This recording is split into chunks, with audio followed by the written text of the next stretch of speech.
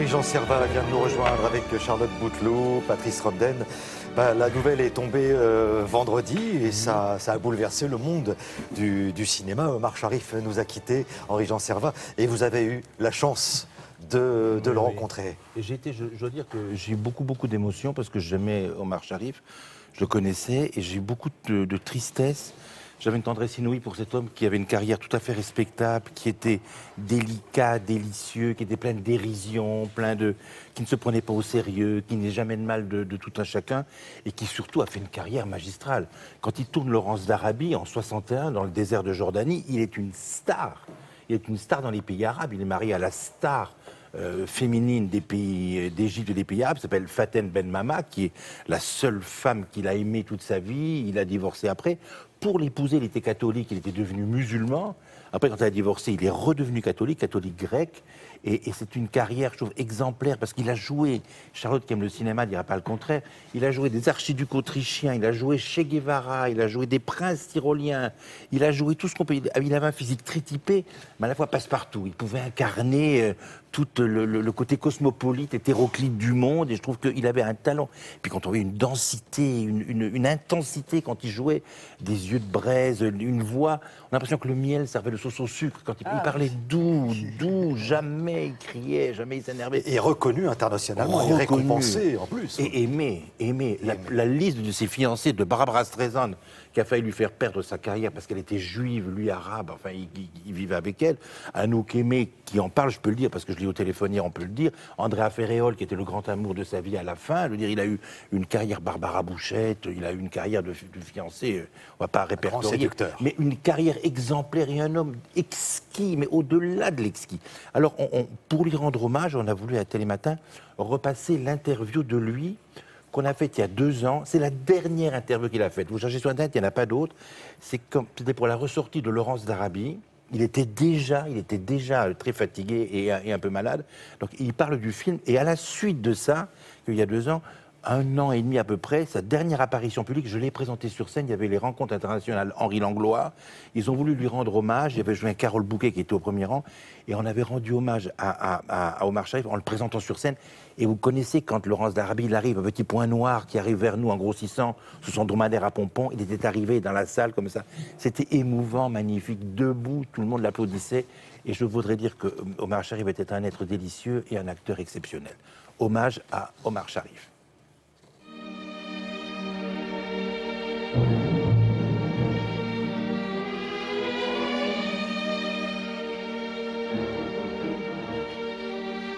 Je suis une personne qui a eu tout dans sa vie. Depuis que je suis né jusqu'à maintenant, je n'ai jamais eu quelque chose de pas bon. Je suis Ali ibn Kharish. J'ai entendu parler de toi. Ce film-là est un film magnifique. Moi, je suis le second dans le film. Je ne suis pas le premier acteur. Mais c'était beau. Le metteur en scène, David Lean, est une merveille. Il était dur pour les gens. Il n'aimait pas les acteurs. Il n'aimait pas du tout les acteurs. Mais il faisait ce qu'il fallait. Pour arriver à Aqaba par la terre, il faudrait traverser le désert du Nefoud. C'est exact. Le Nefoud ne peut pas se traverser. Moi, je le traverserai si tu le veux. Je faisais des films en Égypte.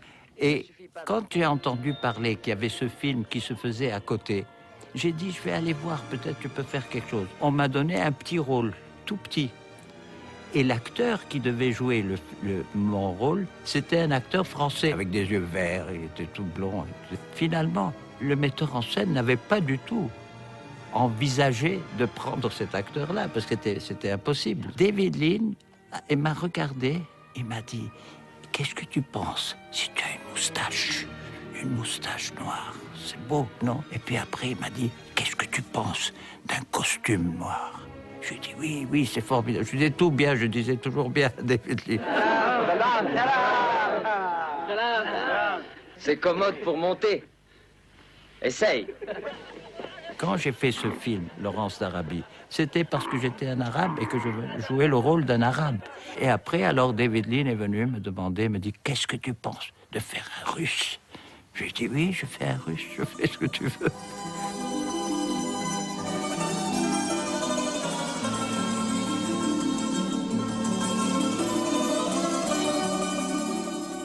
pensez que moi j'ai joué le rôle d'un juif new-yorkais avec Barbara Streisand en comédie.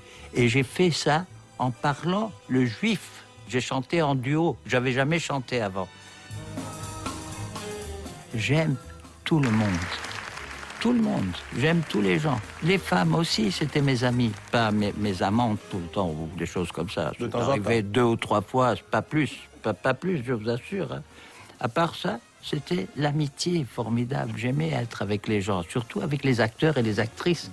Parce que je veux savoir qu'est-ce qu'elles disent, qu'est-ce qu'ils disent, comment ils pensent, comment ils font tout ça. Ça m'a aidé à moi dans ma vie.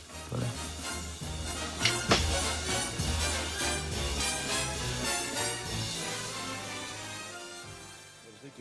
Il habitait Paris, il avait quitté Paris pour le Caire à la demande de son fils et il est décédé au Caire dans une clinique spécialisée. Il a été enterré hier et il repose donc pour l'éternité au Caire. Voilà. Merci pour ce bel hommage Et longue vie d'éternité à Omar Sharif. Hommage à Omar Sharif. Merci beaucoup Henri-Jean Servat.